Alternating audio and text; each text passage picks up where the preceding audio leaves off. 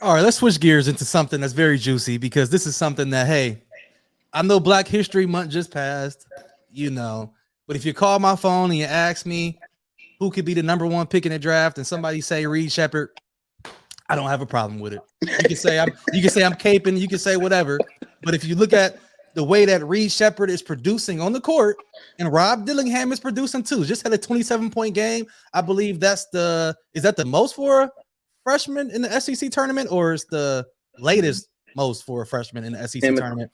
him, It, it, either way, Rob is that guy. Very good kid. I could tell by the things that he posts on social media. He's locked in. He's dialed in. He know what time it is. But Reed Sheppard is on some people's mock drafts and big boards as the number one player. So, TZ, I'm going to ask you this because I already know what Juice's answer is. Who can do more on the floor, Reed Sheppard or Rob? Rob. Y'all know my Okay. answer to this. Y'all know. Hey, I've been waiting. I was waiting on this topic. I kind of wanted this one to be first. Me knowing how Juice feel about this guy Reed. Reed is a good player, y'all. I love Reed's game. He kind of Austin Rivers like to me. He got the handle. He can shoot the three good. He a 3-level scorer. He solid defensively. But he is a college star. He won't be nothing in the league, y'all. I'm telling y'all. He'll be to Juice, to your standards, to your criteria of being successful in the league, he'll do that. He'll get some shots. He'll stay in the league. He'll be a good rotation player. But Rob is a star. He got the look. He got the Anthony Edwards it factor about him. You know what I'm saying? So that's what I feel about Rob. Reed is solid. I like his game. I don't want to, knock Reed at all. He got a great game. I love his game, but I don't think it would translate in the NBA like you guys think. I don't feel like it's gonna translate like that. No, I mean, I personally think that they're both gonna have great NBA careers. Now, D-Rich, now I know you asked like who can do more on the floor. Like, what does that really mean, though? Like, Like, what does that mean? listen, and let's not turn this into a D-Rich talking down on any player. I'm just saying if an NBA GM is in the office and they make a Excel sheet. I know you know what that is, Juice, an Excel sheet. And you mark off what player is better defensively, what player can shoot a better three-point shot, what player, this all the intangibles of basketball. That's what I say, who can do more, right?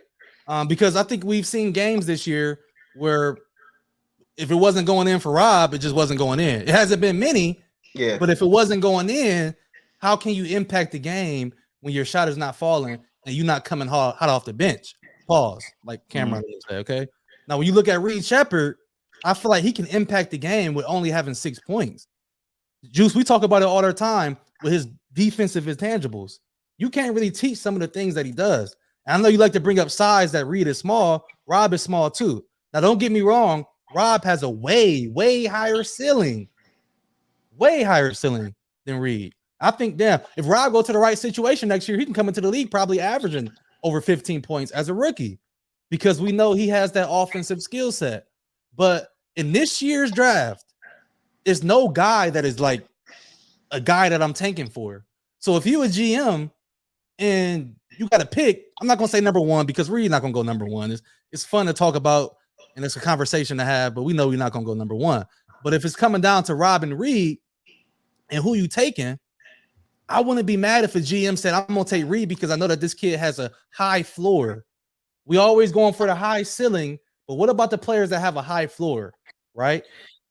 See, I just personally don't like how you're trying to use that example as like saying, oh, if somebody can do more, that means they're better as a player or as a prospect. Because I can give you an example. Like I think Kyle Lowry can probably do more than a guy like Damian Lillard. But I'm pretty sure we all can agree Damian Lillard is better than Kyle Lowry. You can go down the list just because you can do more. It's more about how effective are you on the court. Reed Sheppard can do more than Steph Curry. But Steph Curry is just so damn good offensively that he's affecting the game in multiple ways. So he's doing a lot of great things on the court. So yes, just because Reed Sheppard can do more than Rob, that don't mean he's a better player or a better prospect. I still think that Rob is more of a number one overall pick versus Reed Sheppard. I just haven't seen enough from Reed to where he can get his own shot, his shot creation, the creativity in certain type of scenarios. I think Rob has shown me that a lot more, and that's what I personally believe you have to have as a number one pick to be able to score the ball in effective ways. And like I said, I'm not saying Reed can't be number one, but I just personally would take Rob personally. Okay, so let me steer this conversation in a different way. Mind you, guys, I like to play devil's advocate. So sometimes you never know which side I stand on. I just don't want the conversation to go in one direction. I want to pick your brain a little bit, right? So when you talk about Reed Sheppard, Juice, when we went to see the Dallas Mavericks, right? I got some tickets. I ain't trying. You were sitting good. You got the view, and we was talking that day. You said Giannis is the best scorer in the league, right? And I said, no, he's not. I said, Luka can score better than Giannis. And your rebuttal was, why? Because it looks better, wasn't it? You said, why can Luka score better than Giannis? Is it because it looks better? Okay. Yeah, that's what I was asking. Was that what you said? So when you look at Reed Sheppard and Rob, when Rob scores, it definitely looks better. He gets jiggy with the shit. We know that. But when you look at the scoring sheet, Reed is scoring the ball too. Let's not forget that. It may not look as good, but he putting the ball in the hoop, right? Right? I mean, he's like he said, like he's making more threes. He's in more catch and shoot scenarios where he can make those open threes.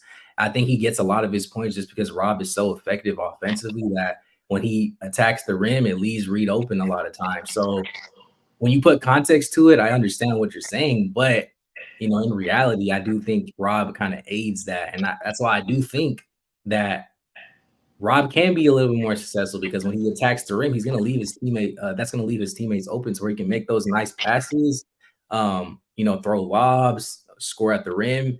And like I said, I haven't seen too much creativity from Reed when it comes to attacking the basket and whatnot. So I get what you're saying, but I don't know, man.